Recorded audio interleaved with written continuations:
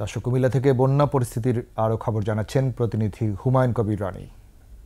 আমি এখন দাঁড়িয়ে আছি বুড়িচং উপজেলার কালিকাপুর ইউনিয়নের এই গ্রামটার নাম অবশ্য আমি এখনও জানতে পারিনি। তো এইখানকার যে অবস্থা আমি যা দেখছি, এখানে মানুষজন অনেক বলতেছে এইখানে অনেক মানুষ এখনো আশ্রয়কেন্দ্রে যেয়ে পৌঁছতে পারে নাই। একমাত্র ওয়ালটন এসি দিচ্ছে 1 বছরের রিপ্লেসমেন্ট গ্যারান্টি। এখানে অনেক স্কুল এবং মাদ্রাসার বিভিন্ন ছাদের উপরে বসবাস করছে মানুষজন। বন্যার্তরা এখন ঠিকভাবে ত্রাণও পৌঁছাতে পারছে না।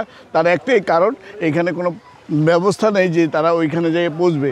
এইখানে কোনো নৌকা নাই, ট্রলার নাই, যার কারণে বন্যার্তদের সহযোগিতা করার জন্য যারা আসছে বিভিন্ন জায়গা থেকে ত্রাণ নিয়ে আসছে, কিন্তু ত্রাণটা পৌঁছানোর কোনো সুযোগ সুবিধা নাই।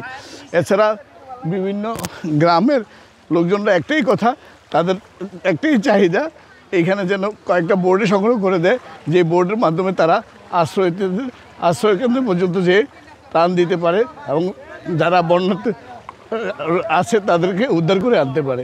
এছাড়া জেলা প্রশাসন থেকে যেটুকু আমরা জেনেছি, 724টি কেন্দ্র আশ্রয়কেন্দ্র তৈরি করেছে, যেই কেন্দ্রগুলোতে প্রায় 45,000 মানুষ এখন উপস্থিত আছে।